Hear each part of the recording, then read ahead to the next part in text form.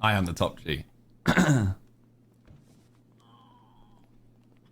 Jesus Christ, but alright. You went with the red.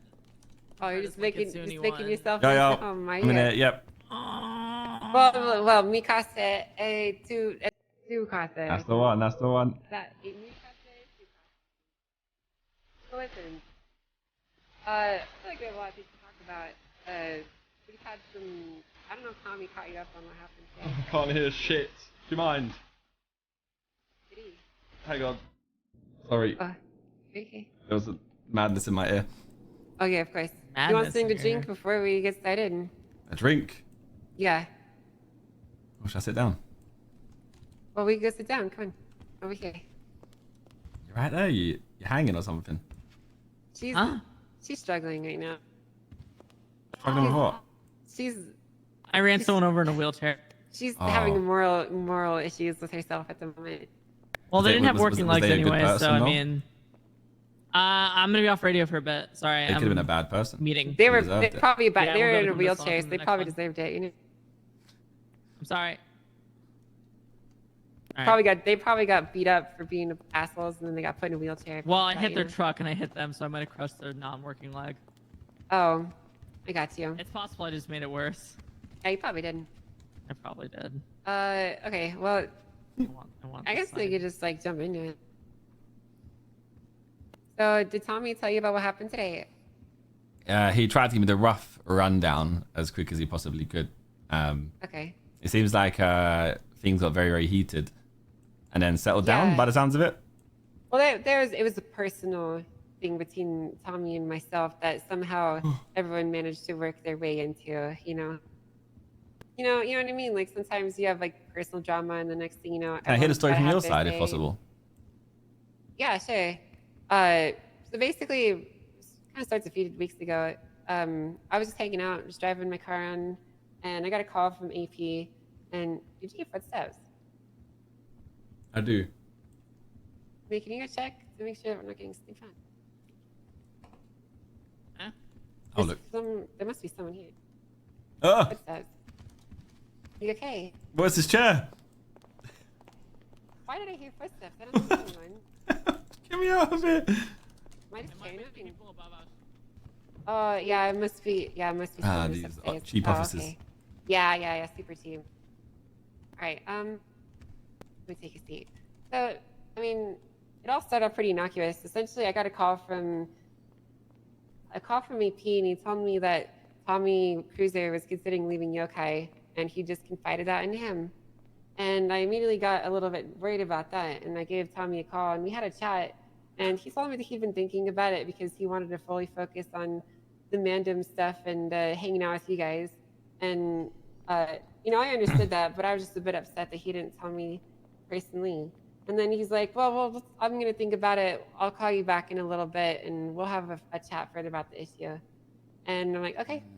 And then I was waiting for that call, and I never really got the call. And I never got the call. And after a week, he still hadn't talked to me. And every single time I saw him, he was snubbing me, and he was hanging out with the Mandem guys. And don't get me wrong, you guys are all really cool people. I like hanging around with you, and I think we've had a pretty good relationship. But you know how heartbreaking it must be if you had someone that was family for so long, and every time you talked to him, he'd always brush you off because he was busy with his new best friends, right? So it definitely rubbed me the wrong way a little bit. And this morning, I came into the shop and I said, good morning to him, and he was not happy about that because he wanted me to say, like, good morning, Uncle Tommy, you know? And then we got into a really big spot. To be honest with you, the details aren't important. I said some things that I shouldn't have said. I insulted him and really used words that were way too harsh for the actual circumstances.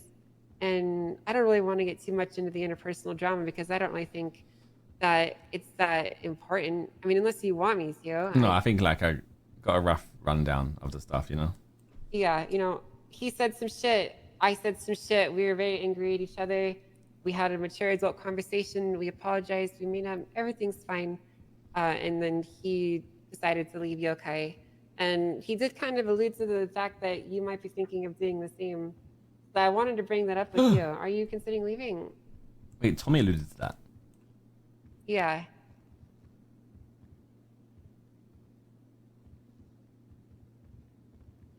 Yeah, he kept talking about how his family would always have his back, and then he kept pointing to the Mandem guys who are like across the street and like talking about how they would always be there for him.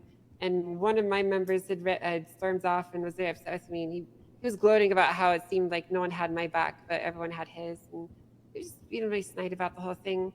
And that kind of rubs me the wrong way. And then he brought up you, and I mean, listen, I'm going to be blunt. If you really are thinking about leaving, I would understand. You know, I wouldn't take it too personally. It wouldn't be the end of the world. But did Tommy explicitly say that, or no? Yeah, he hinted at it. Yeah. Yeah, while we were talking the first time on our argument. I mean, yeah, I can be completely honest anyway, because I was gonna speak to Fiona. I mean, May called me the other day, and I said I wanted to chat anyway. But I was waiting for you to be around so I could speak to you face to face. Yeah, of course. And yeah, I have been considering stepping away, completely aside from anything to do with what Tommy is saying or thought of.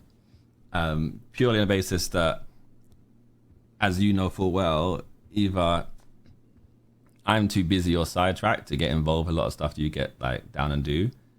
And I feel like at that point I don't warrant or like deserve to be there. And on the flip side, I kind of like have got to a point where I'm almost like an outsider of the actual racing crew by no fault of yours. Simply because I just don't like interact or but like I'm not involved in your day-to-day actions.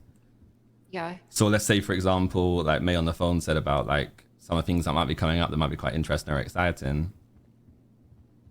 Even though they are exciting, I probably won't end up being involved in them naturally, based on the fact that you guys really have the crew like who've been practicing together and stuff, and you have everything ready and good to go. And at the point, I kind of felt like I was only really staying in the crew purely based on the loyalty that you guys have shown me and the kindness you guys showed me, you know? Yeah, I understand. So that was the only reason why I was staying, because I didn't want to have the kind of face-to-face where I sit down to you guys and say, I want to step away, because I didn't really feel like I had a reason to step away. Because you guys have like shown nothing but love to me the whole time. And always been supportive of the fact that either I'm busy doing like my own gang stuff or whatever I'm getting into, you guys have been supportive of that and you never asked anything of me. So I didn't really feel like it was kind of fair to leave, but I think I got to a point where I kind of decided that I just didn't want to be part of it because it didn't feel right anymore. Yeah, I'm not even in racing, you know what I mean? So like, yeah, I get it. Sometimes things just aren't the right fit anymore. Well, that is unfortunate. It's not really the end of the world. Like, you are super busy, and you know, if you ever wanted to be included in stuff, we never would have been opposed to it. But yeah, I've never felt that way either. I've never felt that way at all. I've never felt that I was ever like kind of ostracized or not invited or anything. Yeah, I just felt like it was something did. Like that. No, we didn't. They didn't at all. Like, I just didn't feel like the like kind of scheduling and stuff aligned, or like the circumstances never came about where it was possible. Yeah, it is a bit unfortunate. A while ago, I told Tommy, we had a really in-depth conversation, and he told me that he wanted to build out Yokai in the later time zone, like about now, because I'm usually asleep by then, and so is everyone else. And I told him to start scouting people and go ham, but I don't think he was really that interested in it. So unfortunately, that just never really happens. As much as I wanted to recruit more people for this time. Yeah, you guys spoke to me about doing the same thing as well, like finding people that I vibed with that I kind of like chill with in this kind of time. I think it just got that came at a time that I kind of slowed down with the whole racing thing and got like very busy and sidetracked, and it just like circumstantially just didn't work out, you know. And my whole thing was I wanted to leave this in a very good way and on good terms. That's why I wanted to wait to talk to you face to face. Obviously, circumstances from today have meant that this has kind of accelerated the process, because I probably want to talk to you about it more than how things gone down today with like Cruiser and stuff. I think he was also on the fence. From speaking to him, he kind of confided in me about it and kind of asked my opinions and how I felt, and it kind of, I guess he kind of realized that I felt very similar way but he had different reasonings and stuff than I did. But I think that's why you didn't really get an answer from him, was because he was very much on the fence. I think he felt a very like large loyalty to you guys, but then was just so unsure on what to do. So he kind of confided in me for a while. I think that's why you've not had, I guess, the face-to-face you want to have with Cruiser for a long time. Listen, I think that he's found a new home with you, and he's a lot more comfortable with you guys than he is with us. And listen, I can't fault someone for that at all. You know, you belong where you belong, right? So I take absolutely no offense to him feeling he fits in with you guys, and I take no offense to you feeling like you don't. And I just feel sad that you guys got like into a heated kind of argument today, because from what I know, he like speaks the world of you guys, anyways, especially you, Mary. So me and him. So this is kind of like some of the drama. This is the reason why I got so big, is because you may remember when Eddie left Yokai, we got into a big fight about it, and Tommy pulled me aside and he gave me a hug and cheered me up and told me that he'd be the last person to ever leave Yokai. And then here we are a few months later, and he's not even telling me to my face. You know, that just really didn't sit right with me, which is where a lot of the issues came from. But like I said, we've resolved that now. It's just some hurt feelings over stuff like that, you know. Yeah, I think that was boiled down to him being like unsure on what to do. Yeah, it has nothing to do with you guys actually leaving. If you ever wanted to come back, you know, the doors are open. We're always recruiting more people, and if it ever was the right fit again, then we'd be more than happy to have you back. But there's no point in trying to force things that aren't working out, you know? Yeah, of course. What was the whole situation with AP? Do you know about that one? It's the same situation. Basically, AP called me. He confided in Tommy. Tommy confided in AP, right? And I suppose he never told AP to keep it secret. He just expected him to. So when AP called me immediately after, he got very upset that AP had just like immediately told me about what he was thinking, you know? Like he thought that he was confiding in AP, and AP just ran straight to me and told me what was going on, you know? I think that's where their main issue was, but I believe they worked that out. I don't know for sure. I'm pretty sure they did. There's a really big conversation about it. Yeah, like I said, I've only just been briefly told on briefings that have happened today. So I do have some issues, though. I mean, I understand that you can't control your members, but I don't believe it's fair for maybe not fair, but it doesn't sit right with me that I have your entire gang is subtweeting me on Twitter, and they don't even have the guts to put my names in their tweets, you know? Yeah, I mean, I can't speak on that because I wasn't awake or around to even know what even happened. I was not even told about that, so I can do my research though and see what happened and what went down. I took pictures of every single tweet, but basically what happened was after a conversation with Tommy, they all tweeted out some shit about how I didn't have a real family, and it was pretty fucking annoying, honestly. They all retweeted it. They're being toxic as fuck. And I called them out on that. They didn't even have the guts to admit it that they were talking about. You can't control them, and you know, at the end of the day, it is what it is. But I thought that I had a better relationship with you and your gang than apparently I do. I mean, with me, you definitely do. Yeah. Yeah, you tweeted out, "Mad kids who ain't got a family, stay in your fucking lane," and then everyone retweeted it. It's not that important. It's stupid drama. I'm not. That just pretty just seems like they're probably just trying to back him, you know. Well, regardless yeah, of them knowing what's going on, they're probably just trying to back, you know. Yeah, sometimes you back your like friends and family blindly, you know. And then they threatened to shoot. And then they threatened to shoot one of the Yokai members after that, and she had to go hide because she felt like they were about to clap it. Wait, who? I don't remember exactly who it was, but she was terrified. Summer. Summer? No, who threatened to shoot her? Oh, I don't know who it was that threatened to shoot her. Yeah, I don't know who it was either. I would need to find out and ask her. But someone threatened her, and she was really cagey. She didn't feel comfortable at all, and she didn't even want to stick around the meeting because there was a bunch of Mandem around, like circling her and stuff. And it just felt really uncomfortable. You know, I felt like I was getting put into the position of a Southside gang, when in reality it was just interpersonal beef between me and Tommy. And the next thing you know, I have members of Yokai. We're just a racing crew. They're getting threatened to be shot up.